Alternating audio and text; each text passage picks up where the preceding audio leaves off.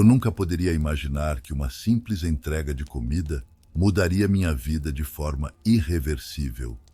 Em um mundo onde os mistérios são tantas vezes ignorados ou mantidos em segredo, o que aconteceu comigo provou que algumas verdades são simplesmente impossíveis de ignorar. Até hoje, guardo este segredo comigo, com medo de que as pessoas pensem que estou louco.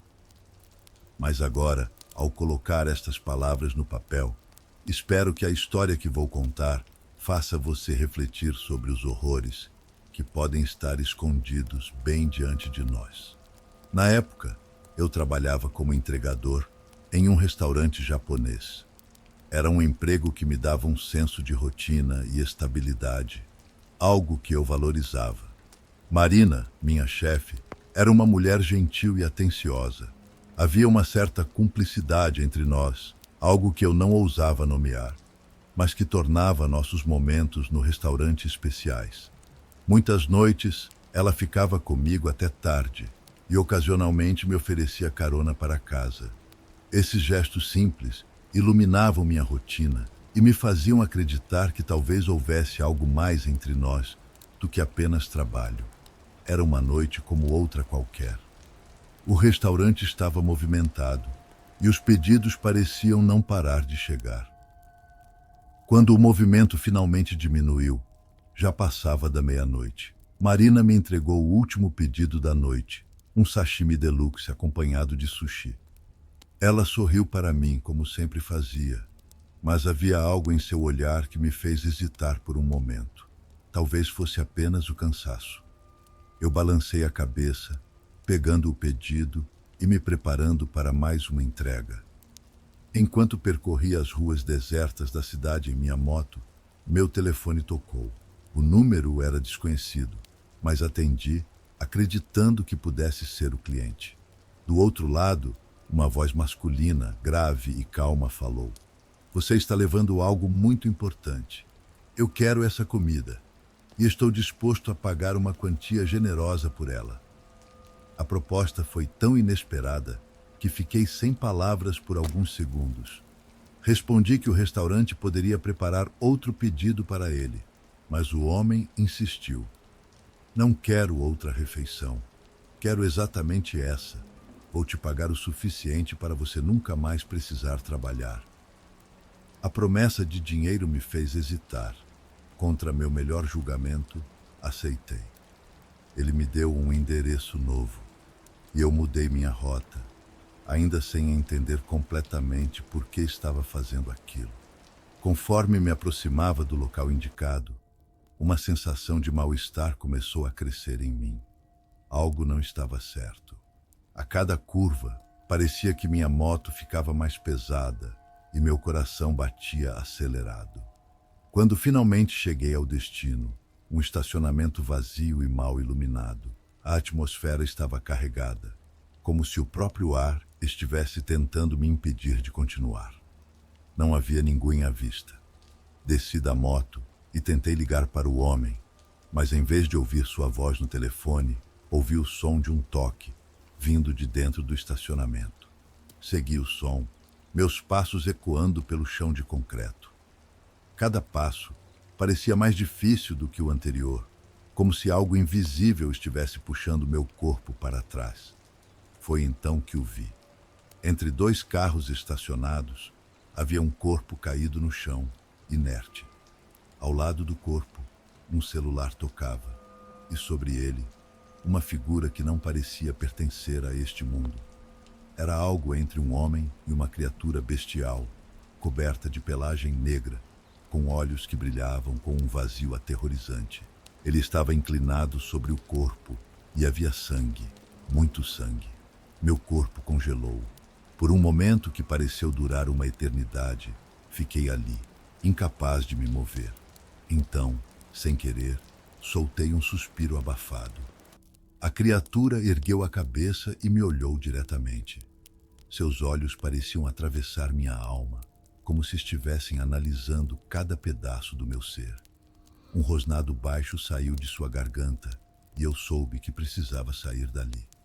Com movimentos lentos, comecei a recuar, tentando não fazer barulho.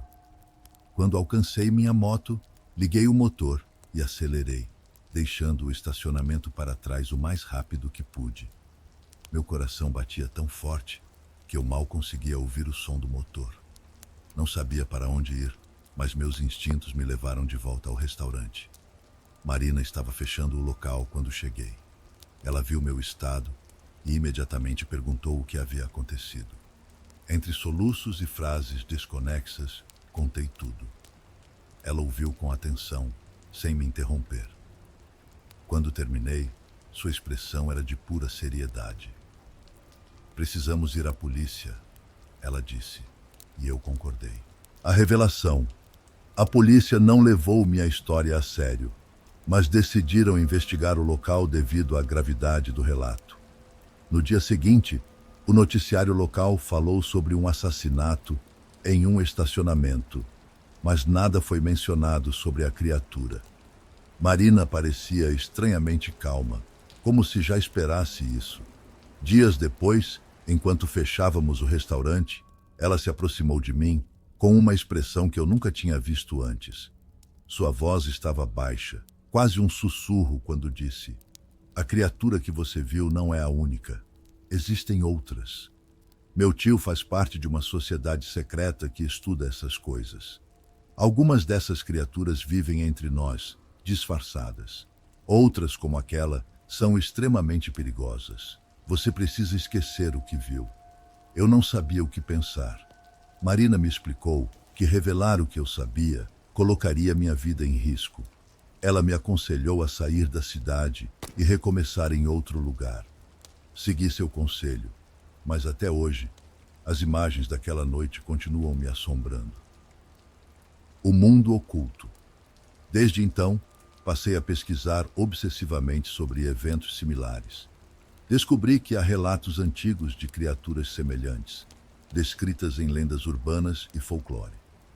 Algumas culturas falam de seres que se alimentam de carne humana e evitam a luz. Outros relatos mencionam sociedades secretas que monitoram essas criaturas, garantindo que permaneçam nas sombras. Durante minha pesquisa, encontrei um grupo online de pessoas que alegavam ter tido experiências parecidas. Eles compartilhavam histórias sobre encontros com seres inexplicáveis e falavam sobre um suposto governo paralelo que mantém segredos sombrios sobre o mundo. Embora muitos relatos parecessem exagerados, alguns detalhes batiam exatamente com o que vivi naquela noite. Em um dos encontros virtuais, um homem chamado Victor compartilhou informações perturbadoras. Ele alegava ter trabalhado para uma agência secreta dedicada a estudar e conter essas criaturas. Segundo ele, a existência delas é um segredo protegido a qualquer custo. Ele também mencionou que, uma vez que você entra em contato com esses seres, você nunca mais está completamente seguro. As palavras de Victor ecoaram em minha mente por dias. Comecei a notar coisas estranhas ao meu redor. Carros que pareciam me seguir, sombras que se moviam onde não deveriam estar, e até mesmo rostos familiares que pareciam diferentes, como se fossem imitações imperfeitas de pessoas que eu conhecia. A decisão final. Com o passar do tempo, ficou claro que minha vida nunca mais seria a mesma. Decidi deixar tudo para trás e me mudar para uma cidade pequena no interior, onde poderia tentar recomeçar. Mesmo assim, o medo nunca me abandonou. Todas as noites, antes de dormir, verifico as trancas das portas e janelas pelo menos 3 vezes. Tenho sempre a sensação de que estou sendo observado, mesmo quando estou sozinho. Hoje, vivo com a certeza de que o mundo é muito mais misterioso e perigoso do que jamais imaginei. Talvez ninguém acredite na minha história, mas isso não importa. Eu sei o que vi, e sei que há segredos que nunca deveriam ser revelados. E você, está preparado para encarar o que pode estar escondido nas sombras?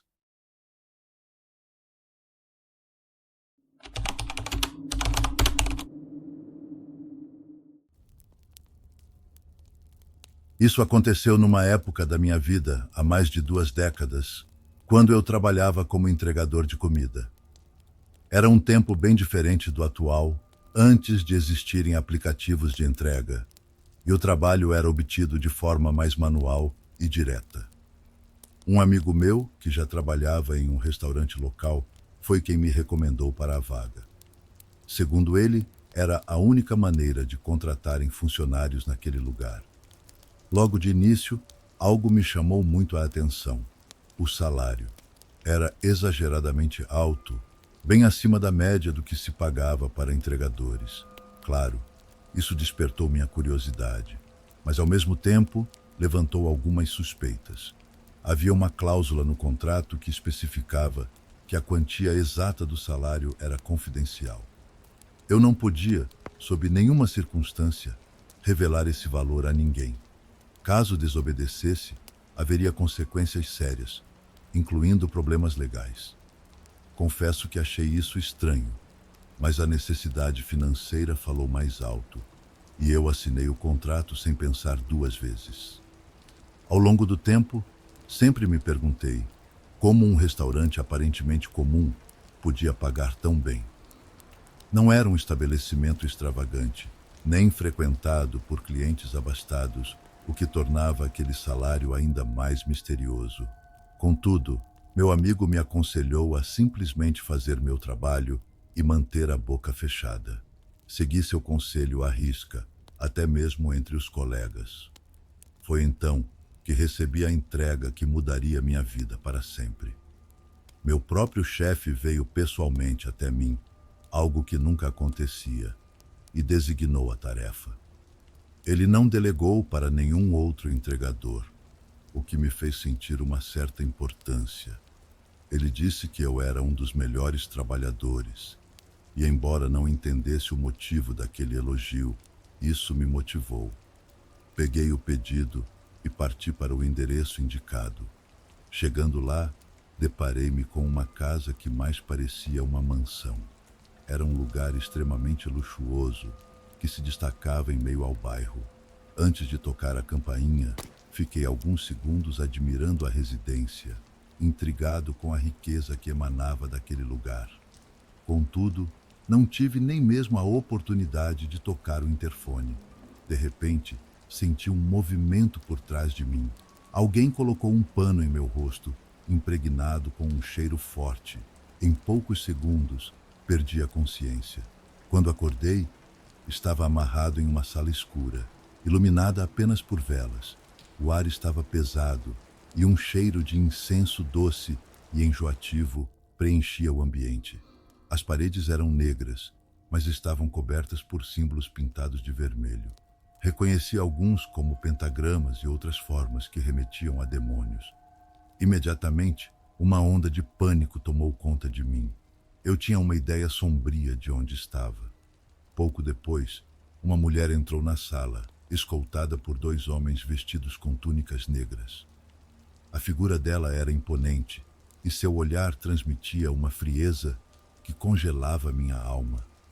Sem rodeios, ela me informou que eu seria sacrificado. Aqueles homens e aquela mulher faziam parte de uma seita que adorava o demônio Abaddon.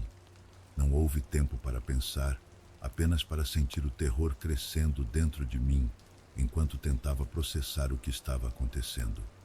Quando um dos homens ergueu uma faca sobre mim, uma outra mulher entrou apressada. Ela estava vestida com uma túnica branca, diferente dos outros. Sua presença causou uma comoção imediata. Ela declarou que eu não podia ser sacrificado, pois a inicial do meu nome não correspondia ao que o demônio exigia naquele mês.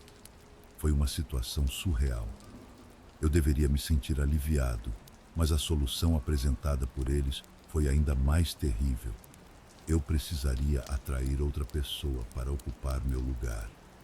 Sob tortura e ameaças, fui forçado a chamar um dos meus colegas de trabalho para ir até aquela casa. Tremendo de medo, telefonei para ele e, inventando uma história sobre uma boa gorjeta, convenci-o a aceitar a entrega. Meia hora depois, ele chegou e eu assisti, impotente, enquanto faziam com ele exatamente o que haviam feito comigo. Amarraram-no a uma cadeira e dessa vez me soltaram. Mas não sem antes permitir que ele me visse e entendesse quem o tinha colocado naquela situação. O que se seguiu foi pior do que qualquer pesadelo que eu pudesse imaginar. Eles não apenas o sacrificaram, eles o torturaram de maneiras que não consigo descrever sem reviver o horror. Ele agonizou por 1 hora inteira antes de finalmente sucumbir à perda de sangue. Eu chorei, gritei, mas nada disso mudou o destino dele. Quando tudo terminou, eles me libertaram, mas não sem antes me deixar com uma ameaça clara. Se eu falasse sobre o que aconteceu, minha mãe seria a próxima. Eles mencionaram o nome dela, o que apenas reforçou o quão sérios estavam. No caminho de volta para casa, sentia uma mistura de alívio e culpa esmagadora. Meus pensamentos estavam embaralhados. A imagem de meu colega sendo torturado não saía da minha mente.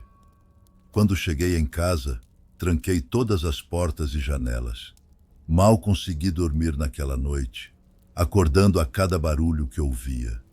Minha paranoia crescia e o medo de que a seita viesse atrás de mim ou de minha família tornou-se uma constante. Meses depois, descobri que o restaurante onde eu trabalhava era financiado por essa mesma seita. Meu chefe era um de seus membros. Assim que soube disso, não pensei 2 vezes. Abandonei o emprego e me mudei com minha família para bem longe, sem avisar a ninguém. Desde então, nunca mais tive contato com eles, mas o trauma continua a me perseguir. Todas as noites, aqueles gritos ecoam na minha mente, e eu sei que, um dia, pagarei pelo que fiz. Mesmo após anos, meu sono é frequentemente interrompido por pesadelos. Eles não apenas trazem de volta a cena do sacrifício, mas muitas vezes me vejo em situações diferentes, sendo perseguido ou cercado pelos membros daquela seita. Recentemente, começaram a aparecer cartas anônimas em minha nova casa, sem remetente, com mensagens enigmáticas como "Não podemos fugir do destino" ou "O ciclo sempre se fecha". Cada uma delas reacende meu terror, embora eu não tenha evidências de que a seita esteja me rastreando. O peso da culpa que carrego é insuportável. Comecei a buscar respostas sobre a seita e seus rituais. Passei noites mergulhado em livros de ocultismo, tentando entender suas práticas e descobrir alguma maneira de me proteger ou, ao menos, enfrentar meus medos.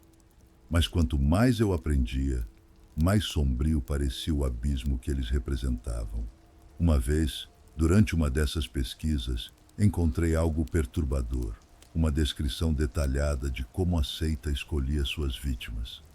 Era como se tudo estivesse meticulosamente planejado, desde o recrutamento de funcionários para o restaurante até os sacrifícios.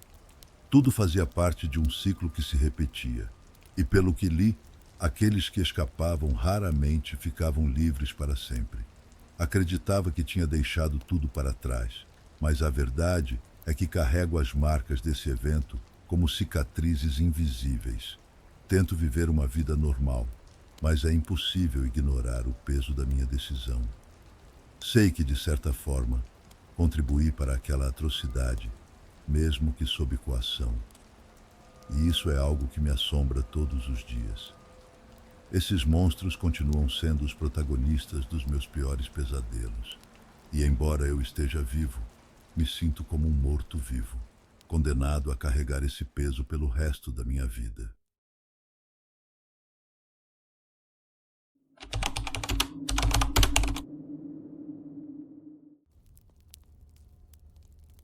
Gostaria de relatar a história que aconteceu comigo e outros 3 amigos, Marcos, João e Pablo.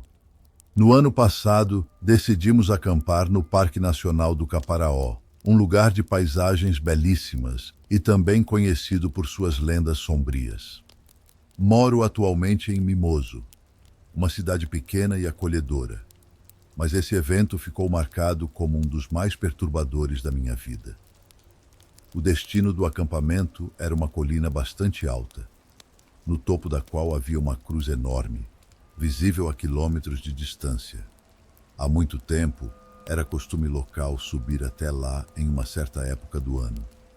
Grupos inteiros percorriam o caminho longo e desafiador, acampavam no topo durante a noite e desciam na manhã seguinte. Para nós, jovens aventureiros, parecia uma ideia perfeita, pelo menos no início. Tudo começou em uma noite qualquer, regada a cervejas e conversas soltas. Como de costume, falávamos de viagens e aventuras que sempre planejávamos, mas nunca realizávamos. Foi quando Marcos, com aquele sorriso desafiador, sugeriu: "Vamos subir no próximo fim de semana. Quem topa?" Todos dissemos que sim, embora no fundo achássemos que a ideia não passaria da conversa. Mas Marcos levou a sério. Uma semana depois, ele mandou uma mensagem no grupo do WhatsApp: "Então, quando vamos?" Ninguém queria decepcioná-lo. Então, mesmo sem muito entusiasmo, concordamos em marcar para o fim de semana seguinte. Naquele sábado, nos encontramos às 4 da manhã na casa de Marcos, cada um com sua mochila cheia de comida, água e equipamentos. A ideia era sair cedo para evitar o calor do sol forte durante a subida. A madrugada estava fresca e, enquanto nos preparávamos para partir, o clima de excitação começava a crescer. Conversávamos e ríamos, alheios ao que nos aguardava. A caminhada era longa e exaustiva. Após cerca de 3 horas, João parou abruptamente e disse: "Espera, desliga a música, estou ouvindo algo." Desligamos a caixa de som e, ao longe, dava para ouvir claramente o som de um bode. Algo estranho, considerando que não era comum encontrar bodes ou cabras naquela região. Apesar da estranheza, ignoramos e continuamos a subida. Cerca de 20 minutos depois, João apontou: "Olha ali, deve ser o que estava fazendo os sons." A alguns metros, vimos um bode pequeno. Pablo, em tom de brincadeira, sugeriu: "Vamos pegá-lo e vender depois." Rimos da ideia e, em um impulso coletivo, largamos nossas mochilas e começamos a perseguir o animal. A caça improvisada nos separou por alguns minutos, até que ouvimos um grito. Corremos na direção do som e encontramos Marcos sentado no chão, ofegante. Ele nos contou que havia conseguido segurar o bode, mas que o animal o mordeu com uma força incrível e conseguiu escapar. Rimos da situação, mas quando ele mostrou o antebraço, vimos marcas de mordida que, embora não fossem graves, estavam sangrando. Depois de cuidar do ferimento, voltamos para pegar nossas mochilas. Encontramos quase todas no chão, exceto a de Marcos, que estava pendurada em uma árvore alta. Questionado, ele jurou que não tinha colocado a mochila ali. Apesar de acharmos estranho, ajudamos a retê-la. Ao abri-la, um cheiro horrível de carniça nos atingiu. Dentro, encontramos um pássaro morto, em avançado estado de decomposição. Marcos ficou furioso, achando que era uma brincadeira de mau gosto. No entanto, todos negaram ter colocado o animal na mochila. Jogamos o pássaro fora e continuamos o caminho, tentando ignorar o incidente. Durante o restante do dia, o som do bode permanecia ao longe, como um eco que não se dissipava. Quando a noite caiu, o clima ficou ainda mais estranho. O céu estava limpo, mas a escuridão parecia mais densa do que o normal, quase palpável. Por volta da meia-noite, o som do bode se aproximou de forma alarmante. Era como se estivesse ao nosso redor. João, com raiva, levantou-se de repente e disse: "Agora ele não escapa." E saiu correndo em direção ao som. Dessa vez, conseguimos avistá-lo novamente. João se jogou sobre o animal e conseguiu agarrá-lo pela pata. Mas o bode, com uma força sobrenatural, o arrastou por vários metros antes que ele fosse obrigado a soltá-lo. Continuamos correndo atrás do animal Até que algo inacreditável aconteceu. O bode se ergueu sobre duas patas e começou a correr como um humano. Mais perturbador ainda, ele gritava o nome de Marcos e ria. As risadas ecoavam na escuridão, gelando nossos ossos. Ficamos paralisados, incapazes de reagir. Foi quando notamos que Pablo não estava mais entre nós. Desesperados, começamos a procurá-lo. Encontramo-lo não muito longe, sentado no chão, chorando compulsivamente. Quando perguntamos o que havia acontecido, ele disse entre soluços: "Eu continuei seguindo aquela coisa. Ela falou comigo com a voz da minha mãe." A mãe de Pablo havia falecido meses antes, e o que aquela criatura disse a ele permanece um mistério. Pablo nunca quis compartilhar, e nós também nunca insistimos. A atmosfera ficou insuportável, e decidimos descer assim que o dia começou a clarear. Enquanto desmontávamos o acampamento, era como se o próprio ambiente estivesse nos observando. As árvores pareciam mais sombrias, o vento carregava um sussurro constante, e o céu, mesmo ao amanhecer, tinha uma tonalidade opressiva. A descida foi lenta e tensa. Os gritos do bode continuavam, como se nos seguissem. Quando finalmente chegamos à cidade, o pai de Marcos percebeu nosso estado. Após ouvir nossa história, ele revelou que também já havia encontrado aquela criatura. Segundo ele, a coisa falou com a voz de seu pai, mencionando segredos que apenas os dois sabiam. Desde então, nenhum de nós teve coragem de retornar àquela colina. O que vivemos naquela noite permanece como um dos maiores mistérios de nossas vidas. Um encontro com algo que não deveria existir neste mundo. Ainda hoje, quando contamos essa história, percebemos que as palavras não fazem jus ao horror vivido. Cada detalhe da jornada está gravado em nossas memórias como um lembrete de que existem coisas que a razão não pode explicar. Para muitos, é apenas um relato fantasioso, mas para nós, é uma cicatriz invisível que carregamos. Nunca mais ouvimos falar do bode, mas todos concordamos que ele ainda está lá, esperando por sua próxima presa.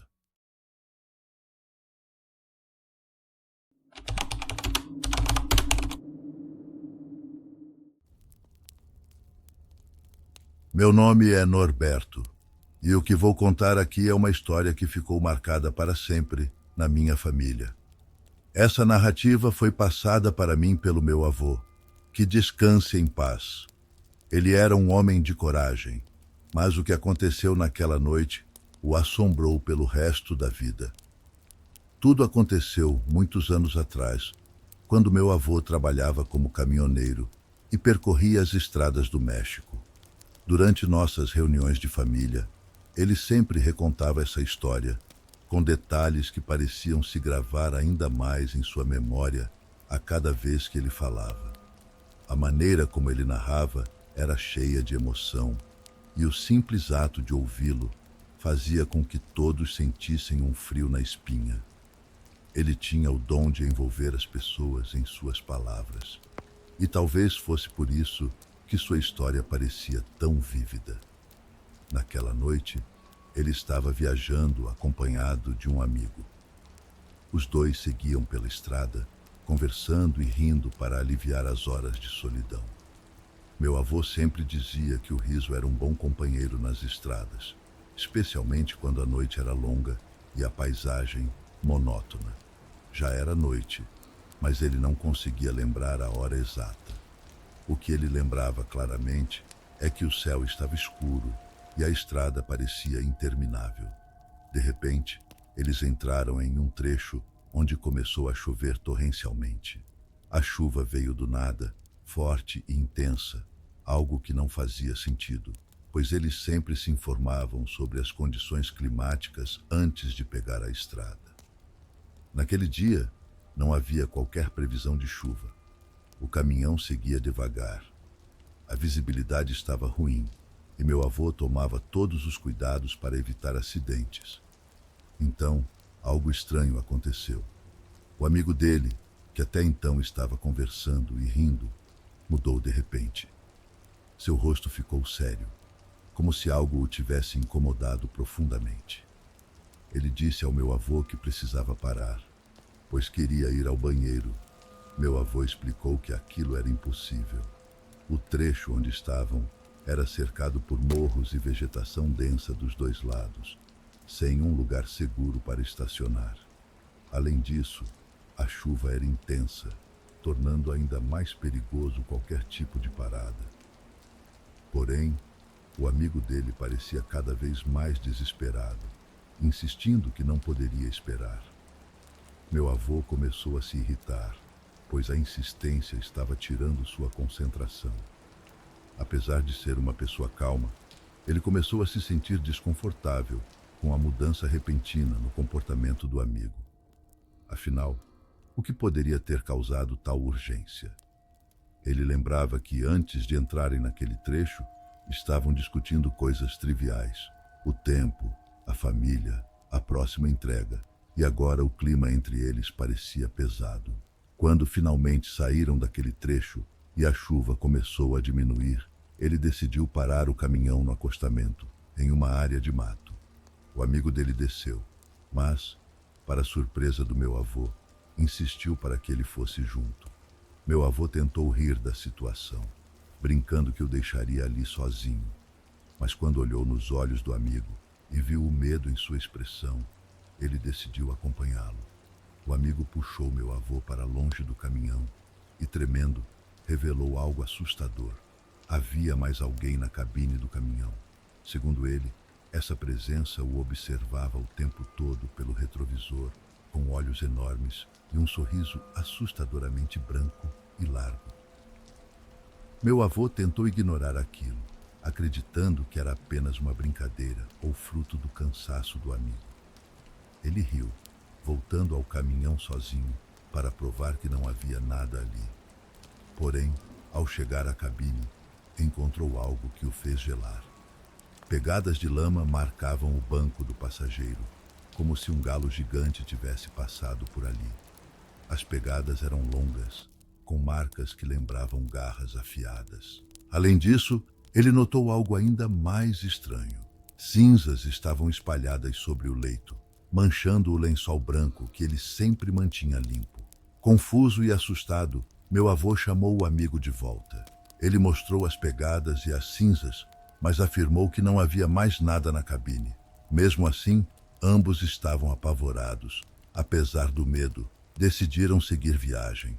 Durante o resto do trajeto, mal trocaram palavras, cada um mergulhado em seus próprios pensamentos e temores.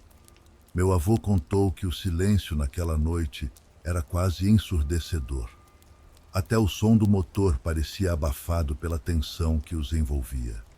Quando finalmente chegaram ao destino, já de madrugada, o amigo do meu avô decidiu contar algo que vinha escondendo.